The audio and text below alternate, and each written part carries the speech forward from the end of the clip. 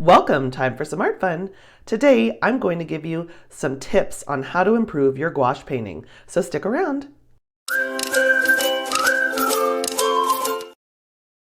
I'm actually demonstrating my first tip right here, which is to feel free to use heavy sketching lines.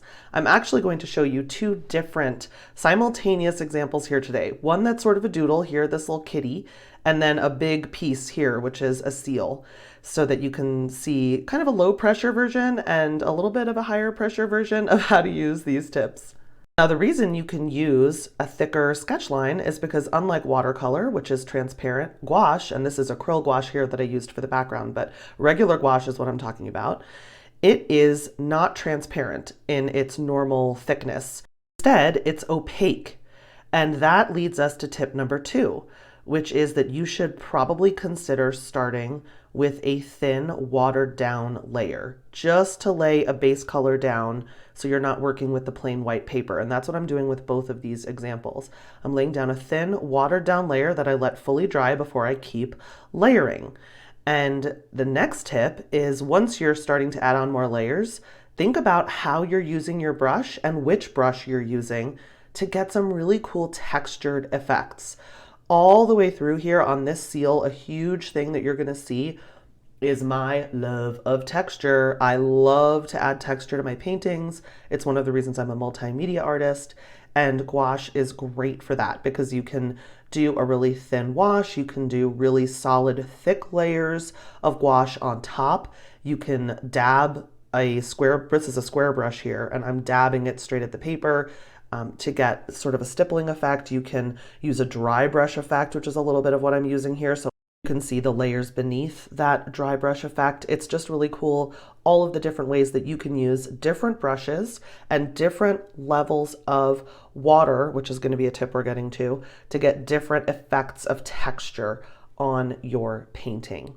And with gouache, the cool thing is you really don't have to worry too much about overdoing it with the textures that you're adding and the dark paint that you're adding, because one of the tips that I'm going to give you here, and this is the next tip, is you can always recover your whites. So by going in with a straight up white gouache like I'm doing here on this little kitty doodle, or just mixing white with whatever other colors you have like I'm doing on the seal by mixing white with the sort of greens and teals that I'm going to be adding, you can recover the lights on your painting. You don't have to worry when you lay down that mid-tone. It's almost like you're working on a toned paper when you get like toned tan paper or toned gray paper, and you can add your highlights and you can add your darks. And that's exactly what I'm doing here. If you feel like you've gone a little too far in an area and you made it a little too dark, you can recover your lights by coming in with a lighter paint on top of dark, which is very different from when you're using watercolor and you have to think about preserving your lights and using the white of the paper to show through the entire time you're making your painting. Gouache is a little bit more forgiving, in my opinion. I also really love that you can go in and add more darks like I'm doing here, just like you can add more whites. And that's a good example of where I recovered some of the lightness behind the head. I'd made the head a little too round, and I came in and recovered the whites behind the head. And the next tip I'm going to give you is to think about water control. And this right here, what I'm doing on the tail, is a great example. I laid in a thick layer of this beautiful sort of bluish teal paint, and then I came in with a bunch of water to give it almost a watercolor effect, which is really cool about gouache because you can get watercolor effects if you go a little heavier on the water, and you can get almost oil paint effects if you go in without as much water, and just the minimum amount of water that you need to make the gouache the sort of spreadable consistency that you might want for most of your painting. You use a lot less water if you want to use the dry brush technique. You use more water if you want to get the watercolor effect and spread it around. Getting comfortable with water control is probably the biggest tip that I have for you about getting more fluent with your gouache and having more fun and playing with it and just having a grand old time. If you know, okay, about this much water gives me this effect, about this much water gives me that effect, you're going to have so much more fun. I'm going to try to show you what that looks like both on this adorable little chubber of a seal and the doodle kitty, because I'm adding the whites into that, and I've added the darks back into that, and now I want to play with some of the watercolor effects. So I'm going in with just a really wet brush and spreading it out. And this is another thing about gouache that is very similar to watercolor, which is that the later layers, so the deeper into your painting you get and you're adding layer after layer, layer number 3 is going to lift layer number 2 and layer number 1 if you're too heavy on the water. Sometimes that's okay. Sometimes you want to do a scrubbing effect, which I'm going to show you here in a second. I've laid down 2 sort of solid jots down of color, and then I want to scrub them up. And all I have to do is make my brush really wet and then scrub, scrub, scrub. And that's an example you can see up close where I just rub my brush on that paint and it lifted up. And instead of seeing those 2 solid blocks of color, I got sort of a regular old wash. And now I'm going in with even less water and I'm putting solid color down, and that's how you can do details. You can do solid blocking in of color, which is a beautiful effect with gouache. And to get those details, I just want my gouache to be the consistency of melted butter. If you, for instance, use a little bit too much concentrated color, you can come in and ease it up by using a little more water like I'm doing here. Or what I'm going to do next, you can do this as well, which is mix another color that's sort of more similar to whatever the background color is you already have, and just do another layer of that color on top. And it will overtake the color below if that's the effect that you want. That's what's so awesome about gouache layering. If you use a little too much water, it will mix with the under layers, and if that's not the effect that you want and those colors are not going to mix well, and maybe you're going to get a muddy look or just a desaturated look and that's not what you want, then you just want to use less water and more paint on the next layer, and you can completely cover the layers before.